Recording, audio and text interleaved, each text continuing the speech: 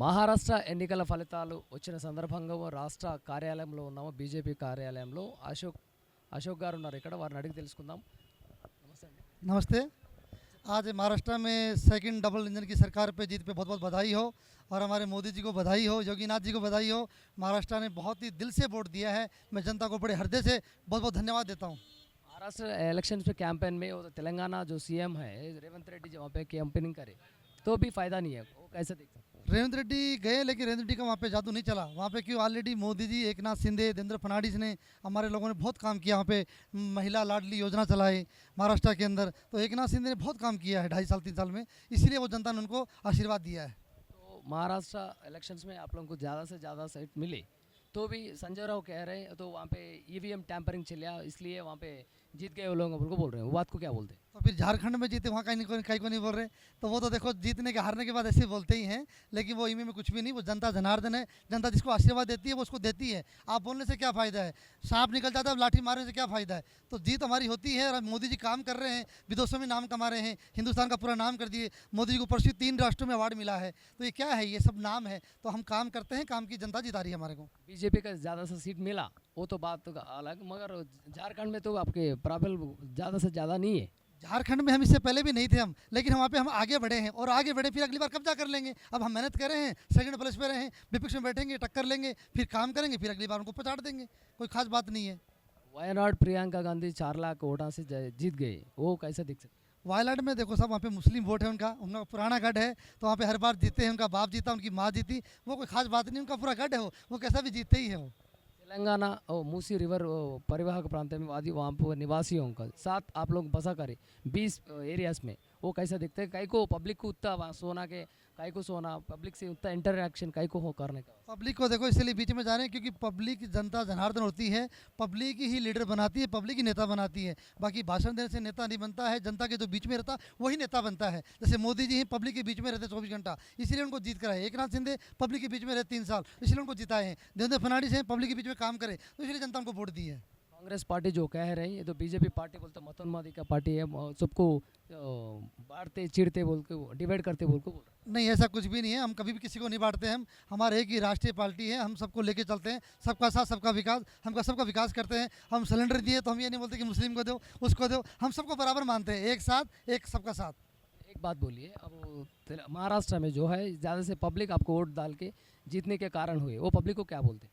Public को मैं बहुत ही मेरे दिल से धन्यवाद देता हूँ, हाथ जोड़ के। ज़्यादा करके ओबीसी वोटर को, महाराष्ट्र के मराठी को और शिवाजी महाराज को और बाल ठाकरे जी को उन्होंने हिंदुत्व करे हैं। बाल ठाकरे जी ने हमारे पार्टी के साथ थे, उनका बेटा उन्होंने हमारे खिलाफ गए तो जनता उनको पछाड़ दी और जीरो कर दिया। आपके बीजेपी पार्टी जो श्रेण है, नायक है, वो तो कार्यकर्ताओं भी जो अब अगले आते सो स्थानिक इलेक्शंस है, वो इलेक्शन में आपका कार्यचरण कैसा होगा? वहाँ भी अच्छा रहेगा। अभी जो प्रदर्शन करें उससे बेहतरीन रहेगा, अच्छी जीत रहेंगी, जोरदार रहेंगी, बेहतरीन। तेलंगाना पब्लिक आखिरी में क्या बोलते हैं? तेलंगाना में पब्लिक में भी है, हैदराबाद में भी अभी सब हम हर एरिया में कब्जा करते आ रहे हैं हिंदुस्तान में। अब तेलंगाना बचा हुआ है, अगली बार तेलंगाना करने की भी कोशिश करेंगे और बाकी जनता हमारे साथ है। बहुत बहुत धन्यवाद, थैंक यू।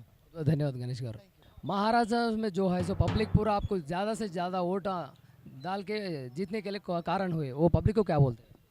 महाराष्ट्र में भारतीय जनता पार्टी, एनसीपी और शरद एकनाथ शिंदे की सरकार जो पिछले कई वर्षों से अच्छा काम कर रही है, उसको देखते हुए फिर से जनता ने एक आशीर्वाद दिया भारतीय जनता पार्टी को।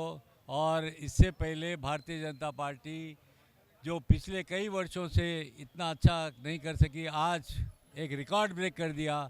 और वह रिकॉर्ड ब्रेक इसलिए किया क्योंकि जनता उनके साथ है। और इसका करने का कारण भी यही है कि वहाँ पर डेवलपमेंट का काम बहुत हुआ है। और जिस तरह से ये जो उद्धव ठाकरे है, जो पूरे उद्धव ठाकरे बाल ठाकरे की नीति पे नहीं चल रहा है और पूरी नीति ख़त्म कर कर वो वहाँ पर अपने को सबसे मिलकर कार्य करना चाहता है, क्योंकि वो हिंदू विरोधी है। अगर हिंदू विरोधी नहीं रहता तो साथ में रहकर कार्य करता था। और कहता है कि महाराष्ट्र को ये लोग लूट रहे हैं। मैं पूछना चाहता हूँ उद्धव ठाकरे को और इनके शरद पवार को कि क्या लूट रहे हैं। शरद पवार का एक पैर कब्र में है, एक पैर ज़मीन पर है। वह बात नहीं कर सकता, कुछ बात नहीं कर सकता, क्योंकि इससे पहले भी वो चीफ मिनिस्टर था जब वहाँ पर बम ब्लास्ट हुआ था। जब बम ब्लास्ट हुआ, जब उसने कुछ कार्य नहीं किया था।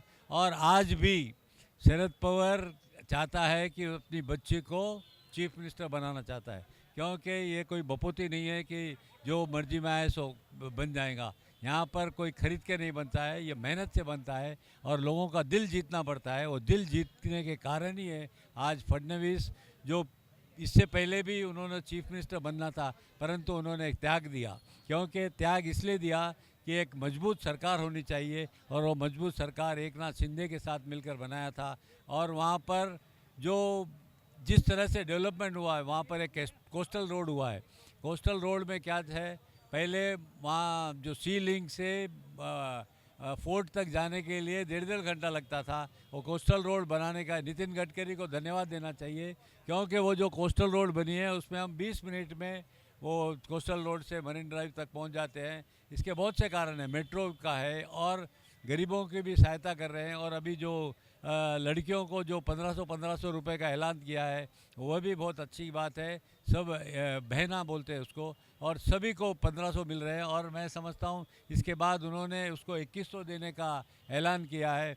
और वहाँ पर एक लफंगा है जो इम्तियाज़ अहमद, जो औरंगाबाद का है, वो मन मर्जी आए सो बोलता है, क्योंकि आज के माहौल में मुंह को जवान नहीं है, क्या बोलते हैं सो वो नहीं है, और कुछ भी बोले जाते हैं कि मैं ऐसा करूँगा वैसा करूँगा।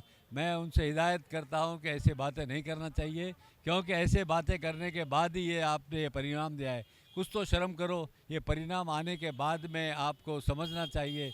और एक है अपना संजय राउत, वो तो आधा एक नंबर का पागल है वो, और कुछ की बोलता है, क्योंकि यहाँ पे ईवीएम में गड़बड़ है, इसमें गड़बड़ है। अगर यहाँ ईवीएम में गड़बड़ है तो झारखंड में भी भारतीय जनता पार्टी ईवीएम को छेड़ सकती थी ना, वो नहीं। परंतु कुछ भी बोलना है उनका है, इसका लक्ष्य बहुत ही ख़राब है। और वहाँ की जनता, भारतीय जनता पार्टी, शिवसेना जो एकनाथ शिंदे की है, एनसीपी है, उनको बहुमत दिया है और उसको समझना चाहिए, उसको झेलना चाहिए और कर आगे कार्य करना जी, चाहिए। आप एक बात बोलिए, तो सीएम रेवंत रेड्डी वहाँ पे कैंपेन में पार्टिसिपेट हो तो भी वहाँ पे हार गया, वो कैसा बोलते अरे सीएम रेवंत रेड्डी का क्या है वहाँ पर? वहाँ के जो तेलुगु लोग हैं, मैं जानता हूँ वो कहाँ रहते हैं। वो रहते हैं अपने बांद्रा में। और वो तेलुगु लोग पूरे जो वहाँ के जो निवासी है वो उनको ही वोट देते हैं। भारतीय जनता पार्टी ऐसा जाने के पश्चात वो जिसको बोले उसको वोट नहीं देते, क्योंकि मैं भी वहाँ पर 20 साल रह चुका हूँ बॉम्बे में। तो मेरे को पता है कि तेलुगु लोग जो वहाँ पर है वो वहाँ पर रोज़गार करते हैं, और रोज़गार के लिए वहाँ की सरकार उनको बहुत ही फ़ायदा करती है। इसके लिए तेलुगु वोट चाहे रेवंत रेड्डी जाने दो या केसीआर जाने दो या केटीआर जाने दो, कुछ फ़र्क नहीं पड़ता है।